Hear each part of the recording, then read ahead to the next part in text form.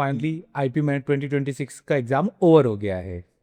आइए हम लोग मेमोरी बेस्ड कुछ क्वेश्चन करने का ट्राई करते हैं, जो कि बच्चों ने बताया है कि किस टाइप के क्या क्वेश्चन आए थे। कुछ क्वेश्चन हमारे पास हैं जो आप ही बच्चों ने हमें दिए हैं। आइए उसको सॉल्व करते हैं। चलिए पहला क्वेश्चन सॉल्व करते हैं हम लोग। पहला क्वेश्चन बोल रहा है there is a series of donor such that first donor, तो मतलब डोनर दिए हैं अलग अलग।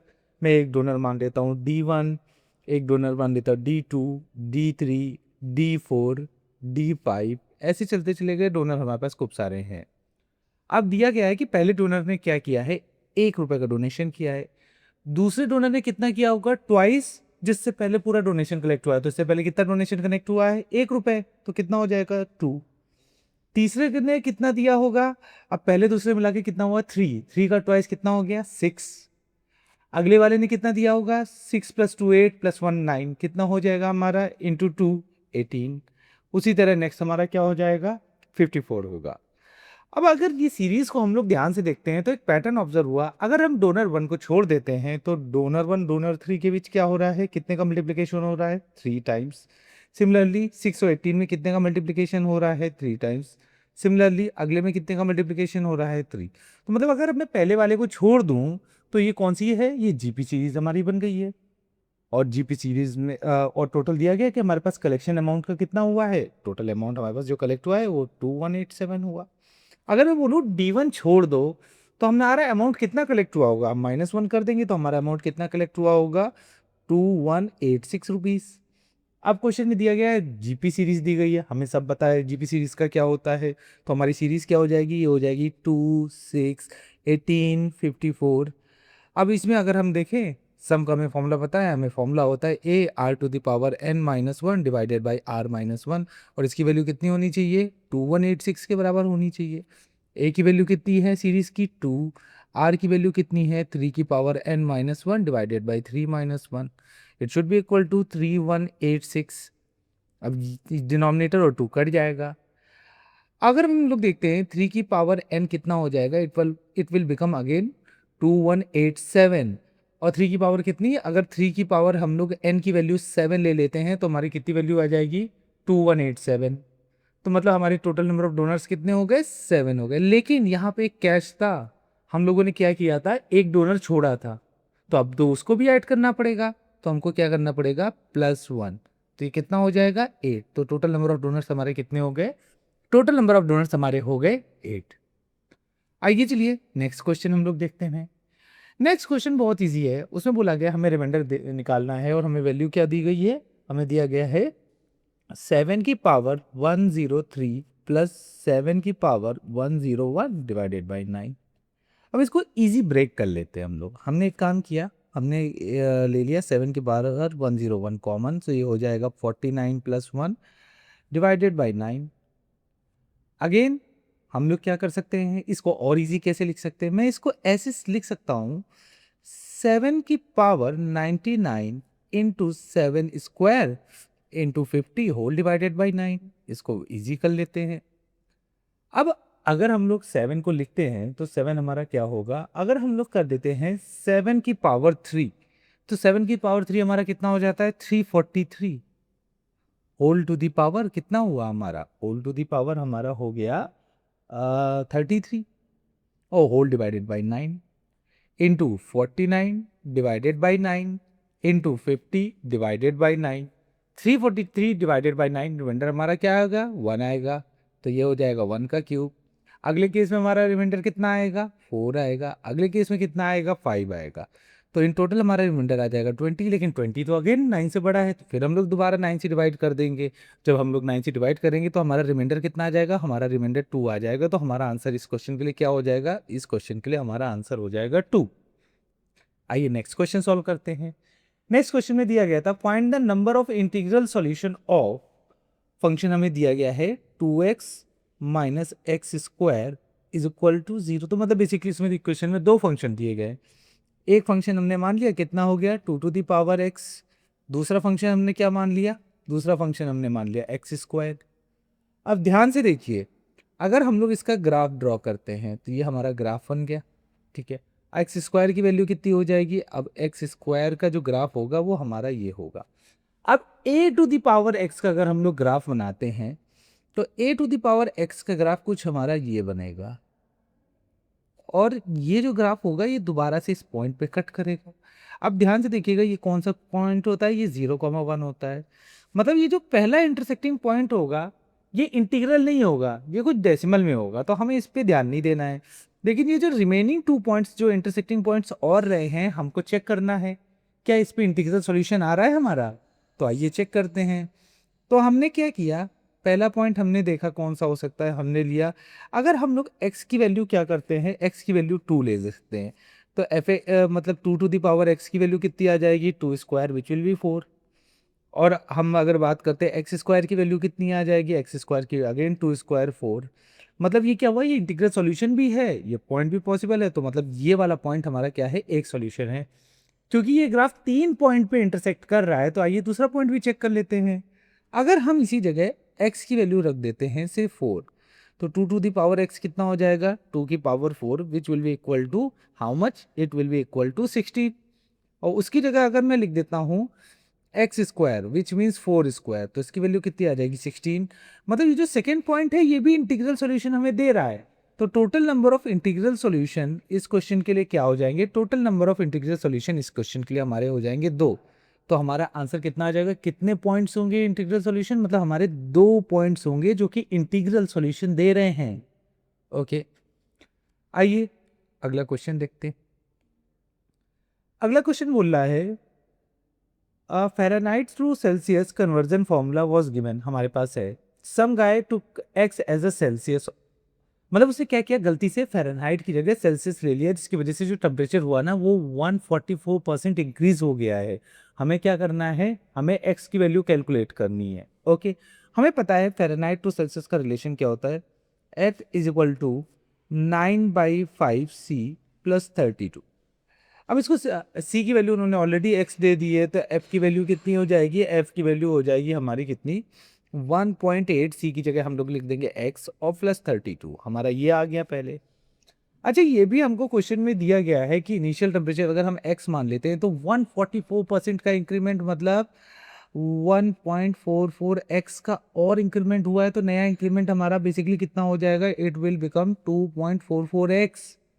और यही चीज हम लोग क्या करेंगे, फ़ारेनहाइट की जगह ये वैल्यू सब्स्टिट्यूट कर देंगे, तो ये कितनी हो जाएगी, 2.44x, it should be equal to 1.8x plus 32।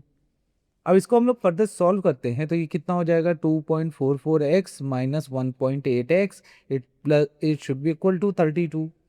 आएगी value 0.64x, it should be equal to 32 only. So यहाँ से जब हम कैलकुलेट करेंगे तो x की वैल्यू हमारी कितनी आ जाएगी, x की वैल्यू आ जाएगी 50। तो 50 डिग्री हमारा आंसर हो जाएगा इस क्वेश्चन के लिए। ओके ओके, आइए अगला क्वेश्चन करते हैं।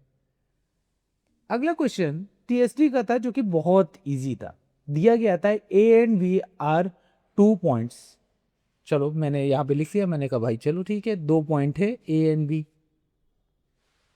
और एक मैन वॉक कर रहा है। मैंने अज्यूम किया कि कितना टाइम, मैंने कहा जो मैन है उसको टी टाइम लग रहा है, तो जो मैन था उसको टी टाइम लग रहा है, मैंने मान लिया यहाँ पे।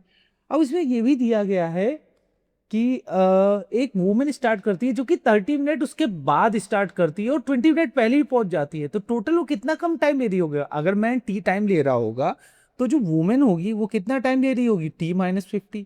उसको 50 मिनट कम लग रहे होंगे, तो इसका जो डिस्टेंस ट्रेवल करा होगा वो T-50 टाइम में किया होगा। ओके, जो इसमें कांस्टेंट क्या है, इसमें हमारा डिस्टेंस कांस्टेंट है, तो हमें पता है S is inversely proportional to T. तो मैं यहाँ लिख सकता हूँ S1/S2 should be equal to T2/T1। Direct ratio हमने ले लिया। S1 हमें ऑलरेडी दिया गया है, कितना है, 4 है, इसकी वैल्यू कितनी है, 6 है। T2 की वैल्यू कितनी होगी, T-50 होगी, ये डिवाइडेड बाई हमारा क्या हो जाएगा, T हो जाएगा। जब इसको हम सिंप्लीफाई करते हैं तो हमारा ये हो जाएगा 2t, it will be equal to 3t minus 150। So ultimately the t की वैल्यू हमारी कितनी आ जाएगी, अल्टीमेटली t की वैल्यू आ जाएगी 150 मिनट, जिसको अगर हम आवर्स में चेंज करते हैं तो इसी सेम चीज़ को हम कह सकते हैं कि it will be equal to 2.5 hours. अब हमसे पूछा गया है डिस्टेंस क्या है, तो हमें पता है distance is equal to speed into time. अब t कौन ले रहा था, मैन ले रहा था, मैन की स्पीड कितनी थी, 4 थी, तो 4 इंटू 2.5, तो इसका जो डिस्टेंस आएगा वो कितना आ जाएगा, इट विल कम 10 किलोमीटर। तो 10 किलोमीटर इस वाले क्वेश्चन का आंसर हो जाएगा। आइए अगला क्वेश्चन करते हैं हम लोग। अगला क्वेश्चन टाइम एंड वर्क से था।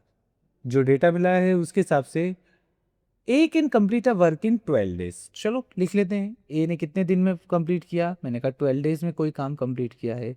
B can do the same work in 16 days. अब बी क्या है, बी उस सेम काम को कितने दिन में करता है, 16 डेज में करता है। क्वेश्चन में दिया गया है they work on alternate days with A, मतलब ए ने पहले शुरू किया, उसके बाद क्या हुआ, अल्टरनेटिवली वो लोग काम करने लगे अल्टरनेट डेज पे। अब बताओ काम कितने दिन में पूरा होगा। सबसे सिंपल रहता है, सबसे पहले हम लोग इसमें वर्क एज्यूम करते हैं। वर्क कैसे एज्यूम किया जाता है, केवल एलसीएम ले लेते। तो हमने इसमें एलसीएम दिया, 12 16 का एलसीएम कितना आ जाएगा, इट विल कम 48। तो हमने एज्यूम कर दिया जो हमारा वर्क है वो कितना है, 48 यूनिट्स है। अब हमने क्या किया, इसमें 1 डे वर्क निकाला। तो 1 डे वर्क निकाला, तो 1 डे वर्क किसका, सबसे पहले हम लोग ए का निकालते हैं, इंडिविजुअल का निकालना पड़ेगा। तो ए का कितना आ जाएगा, 48 डिवाइडेड बाई 12, तो कितना आ जाएगा, 4 यूनिट्स पर डे। ये किसका काम है, ये ए का काम है। आइए बी का काम देख लेते हैं। बी का काम होगा 48 डिवाइडेड बाई 16, तो कितना आ जाएगा, 3 यूनिट्स पर डे। ये आपका काम हो गया किसका, ये काम आपका बी का हो गया। अब बोला गया दोनों अल्टरनेट वर्क करते हैं, तो यहाँ मैं ये कह सकता हूँ एक तरह से कि 2 दिन में, 2 डेज में कितना काम हुआ होगा, हमारा 7 यूनिट काम हुआ होगा। अगर मैं इसमें 6 से मल्टीप्लाई कर दूं तो कह सकता हूँ 12 डेज में मेरा कितना काम हुआ होगा, 12 डेज में हमारा 42 यूनिट्स काम हुआ होगा। और हमें काम कितना करना था, हमें काम तो करना था 48 यूनिट। चलिए 13 डे पे क्या होगा, 13 डे पे हमारा ए दोबारा आ जाएगा। ए कितना काम करता, 4 यूनिट। तो 13th डे पे क्या होगा, 42 प्लस 4 कितना हो गया, 46। तो 46 यूनिट्स हमारा काम हो गया। हमें करना कितना था, 48। अब देखिए बी क्या होगा, बी कर तो 3 यूनिट सकता था, लेकिन हमें करवाना कितना है, केवल 2 यूनिट कराना है। जब हमको 2 यूनिट कराना है तो हमें कितना टाइम लगेगा, सिंपल है, 3 यूनिट वो कर सकता था, तो 2 यूनिट के लिए टाइम कितना हो जाएगा, इट विल बी 2/3। तो मतलब बी कितना देर काम करेगा, 2/3 टाइम ही तो करेगा ना, 3 यूनिट कर सकता था 2/3 टाइम। तो टोटल टाइम कितना हो जाएगा, टोटल टाइम हमारा हो जाएगा 13, 2/3, which will be, I think it will be equal to 13.67 days। तो अगर आपका डेसिमल में ऑप्शन दिया होगा, डेसिमल में आंसर होगा, तो इट विल बी 13.67। और अगर वो माइजा पे पूछ रहा होगा कितने दिन में काम होता है, और लास्ट डे को अगर काम स्टार्ट हो गया, लास्ट डे को एज अ होल काउंट करता है, तो इसका आंसर 14 डेज भी हो सकता है। सो जो भी आंसर ऑप्शन में आंसर में आपको दिया होगा वो करेक्ट आंसर होगा इस क्वेश्चन का। ओके ठीक है, आइए एक और क्वेश्चन करते हैं हम लोग। दिया गया है subset of three element S 1 2 3 4। तो हमें इस एलिमेंट दिए गए हैं, एक कोई भी सेट है उसके एलिमेंट क्या दिए गए हैं, 1 2 3 4 5 6 7 8 9 दिए गए हैं। बोला गया है कि जो प्रोडक्ट ऑफ द एलिमेंट्स हो वो क्या होना चाहिए, वो 4 का होना चाहिए। हमें 3 एलिमेंट ऐसे चूज करने हैं जिनका हम प्रोडक्ट करें तो हमारा क्या हो, हमारा 4 का मल्टीपल वो निकले। तो सबसे पहले हम लोग एक काम करते हैं, इसमें कैलकुलेट कर लेते हैं कि ऐसे सारे जो 4 के एलिमेंट ना आए, मतलब मल्टीप्लाई करने पे जो 4 के एलिमेंट ना आए। ओके, तो बट ऑफ बात है हम 4 की फैक्टर नहीं कंसीडर करेंगे, तो हम लोग क्या नहीं कंसीडर कर सकते, 4 नहीं कंसीडर कर सकते, हम लोग क्या नहीं कंसीडर कर सकते, हम लोग 8 नहीं कंसीडर कर सकते। ओके, तो हम दोनों ये नहीं कंसीडर कर सकते। लेकिन इसमें एक और ट्रिकी चीज है, हम लोग 6 और 2 को साथ में कंसीडर नहीं कर सकते, क्योंकि अगर 6 × 2 करेंगे 12 होगा, which is a multiple of 4। तो सबसे पहला केस ये होगा, मैंने कहा हमारा जो सेट था वो किसका था, 1 3 5 7 9 ऑड नंबर का। हमें 3 का मल्टीप्लाई करना है, 4 का मल्टीपल नहीं होना चाहिए। तो कैसे कर सकते हैं, out of 1 2 3 4 5 available option we need to select 3, तो इट विल बी 5c3, जिसको आप सिंप्लीफाई करोगे तो हमारा कितना वे आ जाएगा, 10 वेज आ जाएगा। अच्छा दूसरा वे भी पॉसिबल है, दूसरा वे क्या हो जाएगा, सपोज हमारे जो नंबर ऑफ एलिमेंट है वो एक काम करते हैं कि ये ऑड नंबर ऑफ एलिमेंट से हम लोग केवल 2 एलिमेंट चूज कर लेते हैं, प्लस जो हमारे बचे 2 और 6 में से एनी वन कलेक्ट कर सकते हैं। ये भी तो पॉसिबल है ना, दोनों नहीं सिलेक्ट कर सकते साथ में, लेकिन एक तो कर सकते हैं। तो इसको कितने वे से कर सकते हैं, ये हो जाएगा हमारा 5c2, इंटू 2C1, जिसको जब हम सॉल्व करते हैं तो हमारा आंसर आ जाएगा 20 वेज। सो इन टोटल कितने नंबर ऑफ वेज से हम ऐसे एलिमेंट चूज कर सकते हैं सो दैट 3 एलिमेंट का प्रोडक्ट हमारा 4 का मल्टीपल ना हो। So it will B simple, 10 + 20 कितना हो जाएगा, 30 वेज। बट अब हम लोग देखते हैं क्या है, हम लोग ध्यान से देखते हैं, हमें तो निकालना है ना कि कितने एलिमेंट 4 के मल्टीपल होने होंगे मतलब। तो हम लोग निकाल लेते हैं टोटल कॉम्बिनेशंस क्या पॉसिबल है। तो टोटल कॉम्बिनेशन हमारे पास 9 एलिमेंट थे, तो इट विल बी 9C3। और उसमें से हम लोग क्या करेंगे, जितने भी 4 के मल्टीपल नहीं है उनको माइनस कर देंगे। तो 9C3 की वैल्यू होती है 84 माइनस 30, तो हमारा आंसर कितना हो जाएगा, हमारा आंसर हो जाएगा 54 ways. So 54 ways will be my answer. Okay.